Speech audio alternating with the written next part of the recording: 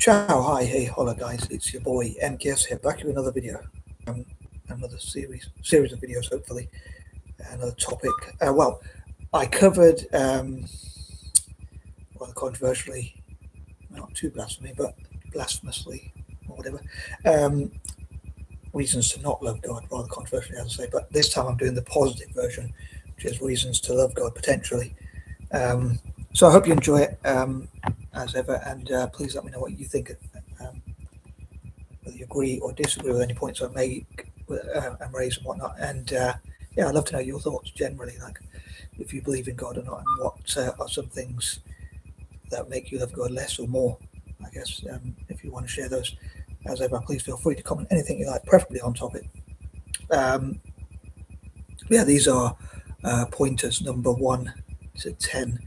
As usual, I've got to admit I'm not really planned out, but I hope I can think of some. But yeah, I'd love to know either way. I mean, some people might think it'd be blasphemous to say the other way, but yeah, I'd love to know. For these videos, hopefully, if you can let me know any reason everything that you can think of to love God. Whereas the other one, if you want to comment anything contrary or reasons to not love God, please feel free to comment on those ones. Either on Facebook or YouTube. As ever, I welcome your comments. I'll try and get to the point. So yeah, these are pointers number 1 to 10.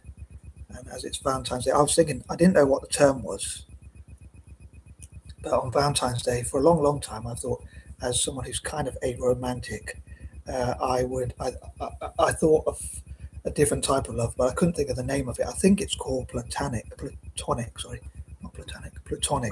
love, which is non-romantic or whatever. Well, I suppose non-romantic and non-sexual or whatever. It's just a different type of love, like a love you can have for animals, children, your family, the homeless, the poor, or whatever other group of people, or for people generally, or for humanity, or for nature, or whatever, without being weird or strange or whatever. So yeah, I hope that all made sense. Anyway, so number 1, I guess ideally I'd love to love all living things, all people and all living things. Easier said than done, and I guess I don't always, but ideally I'd love to love all living things overall. Maybe not all the time when I'm angry or whatever. But if I could do a deal with my maker, I wouldn't hate anyone or anything. I love all. Easier said than done, of course. But maybe I dislike some people or some things, but I try to love all people and all living things as much as possible. Obviously, people who are very violent, who torture others, torment others, and commit crimes and do horrible things. It is not always easy to love them, or things that bring me or others down or whatever. Yeah, I love to love all living things. So I guess as God is a living thing, if you believe in God, I'm thinking, like, as I said in the opposite version, like even for atheists, like if there was a creative being, shall we say. Now, for some people, thinking about the potential, I'm mainly, as I said in those videos, I'm hoping to cover things from my own personal point of view. Unless I read from or hear from other people and I quote them or whatever, I can't really say what might be for other people. Well, I might have read around a bit of that in the past, if I can remember it. But different people, I'd say, might have different reasons, for either loving or not loving God, respectively. But they can always share that. I'd say you can always share that in the comments. But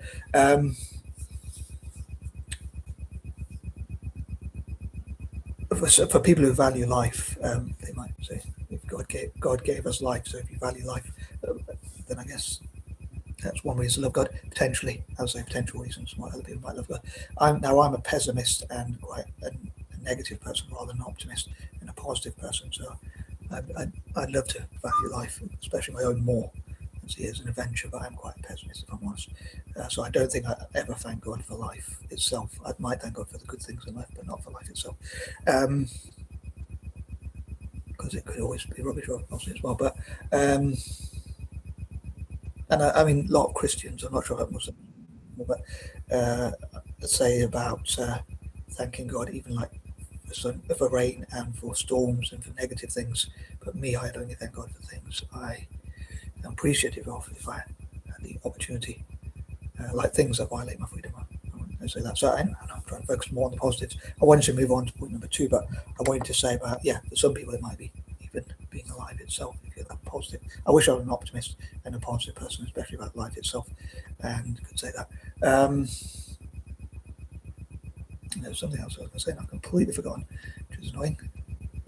But yeah, as God is a living thing, and again, for some people, potentially, they might thank God for life. I wish I was that optimistic and positive. But anyway, I'm going to move on to point number 2, but it's a bit annoying. I forgot what I was going to say. But number 2, thinking like, if I was on a planet all by myself with no other people or animals or any other living things other than myself or whatever, I'd probably be very confused, even more confused than I am now about life. But I'm sure I wouldn't be very happy. I'm sure I'd be depressed. That's why I try even more than usual. But that's why I try to appreciate all people and all living things. And I guess there's a purpose.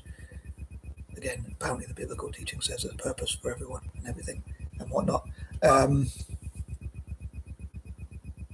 But yeah, so I think of like, I would be thankful, or I'm thankful that there are other people and living things in the world. And there are adventures in life which makes life more bearable. But yeah, again, other people might have different views, so I welcome those, as I say. But it's really bugging me that I forgot something I was going to say in point number 1.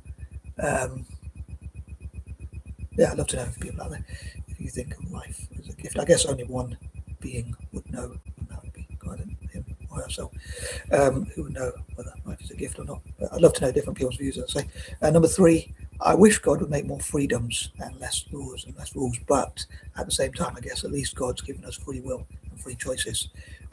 Number 4, I guess God teaches us not to, as far as I'm aware, not to be violent and not to go to war and basically not to be violent generally. And I'm not a big fan of the rule of like, dare I say this, like fornication. But then again, I kind of understand like if people, again, excuse the expression, but if people slept around or whatever, there'd be a lot of jealousy and violence, which I suppose there is and already happens. But I guess I like the guidance. I love the guidance of like not stealing, not taking things without permission. We call it twocking, not twerking, twocking. Not hurting others, treating other people as we wish to be treated, and things like that. And some people might say if everyone did that, there'd be much less violence, and probably in many ways the world would be a much better place.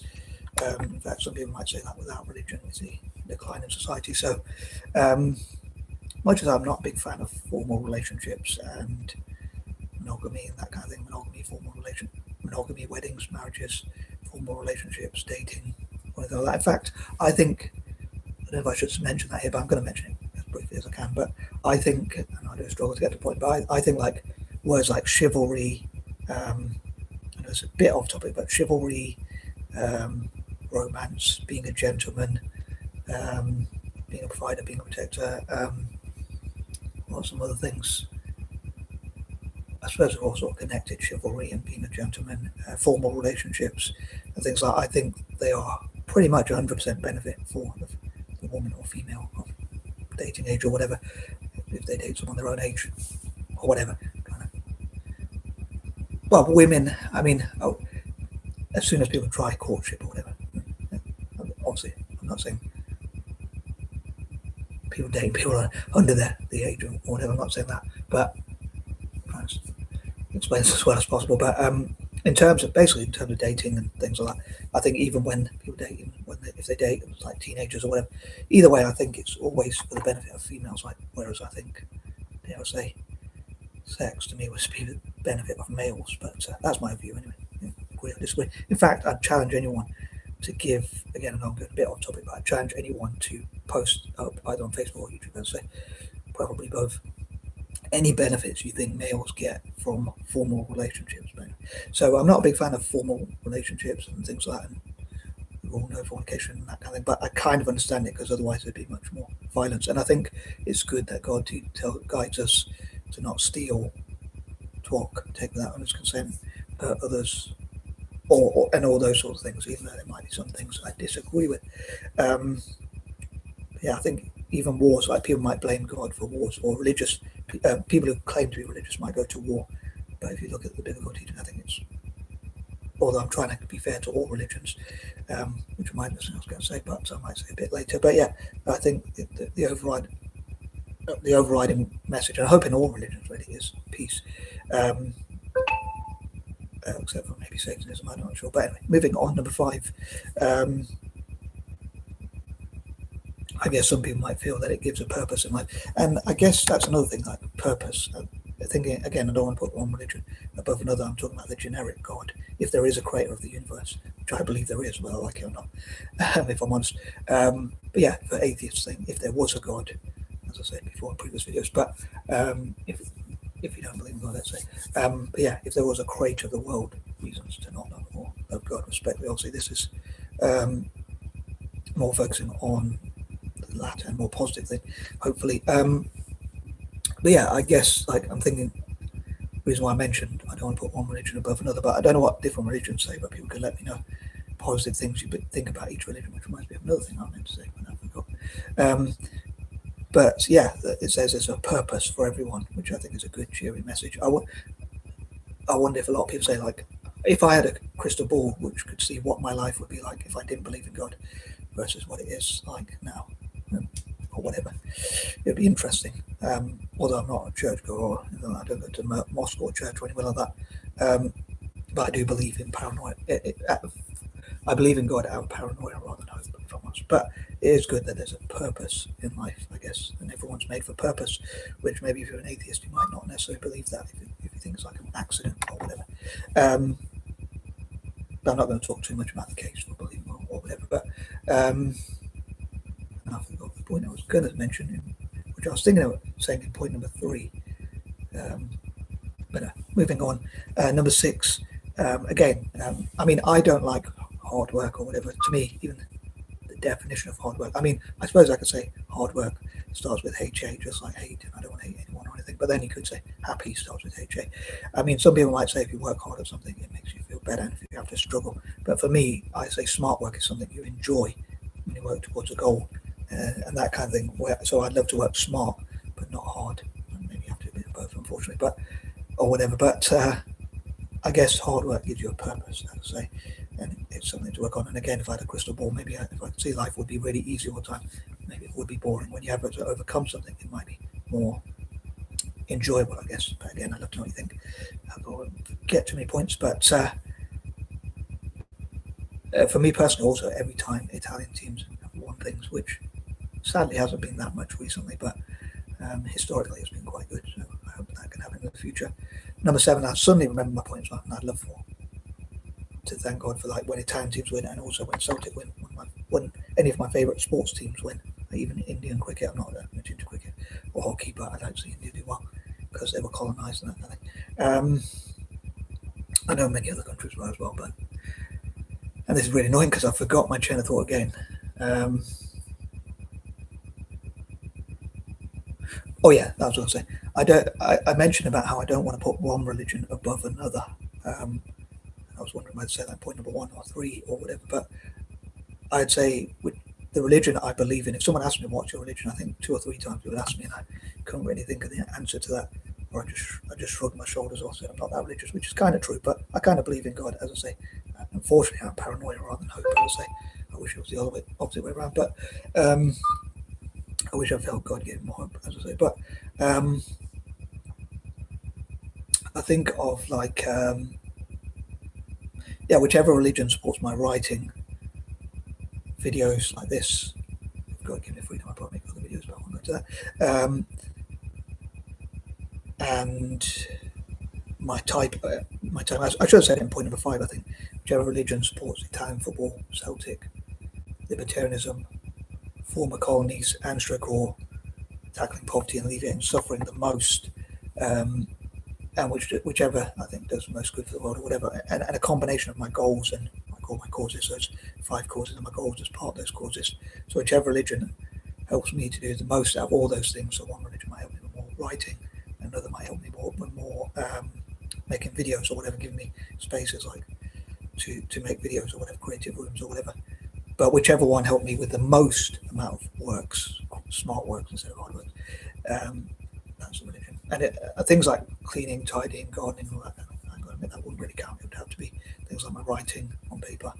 Although I have a bit of a dilemma, I don't want to take up people's space, and I don't want to chop the trees down, so that's a bit of a dilemma, or a big dilemma. But yeah, I hope that makes sense. So whichever religion supports the most of my goals, and that's a combination of things. So it's whether between all those things. Again, I hope that makes sense. If you have any questions, please fire away. I was going to say point number 3, and I keep forgetting the point, which is something I'll try and remember. What should I say now? Maybe I'll say now what I remember. I'd love for people to do research and find which religion has the least amount of rules and laws. I think like freedom. The less rules and less laws there are, the more freedom I think we have. The more people choose what they want to do with their money, body, time, effort, energy, and whatever. So it's also connected. I think less tax makes you more free as well. So people say they want more freedom, but then say we should tax the rich, or we should do this, or we should regulate industries or whatever. But to me, that's taking away freedoms from others without realizing it. Some people don't seem to realize. They say they want freedom, but then they want things like socialism or communism, which to me are less free. I wish God would give us more freedom. I would say that's something that would make me love God more. But I think it'd be interesting if people did research on which religion has the least amount of rules and which religion therefore supports the most freedom and allows people to do more what they want for what they want. I think that'd be interesting if they could find that out. I guess it'd be hard to measure that, because freedom might mean different things to different people. But if you look at like the dictionary definition of freedom, I guess it'd be easier to work out.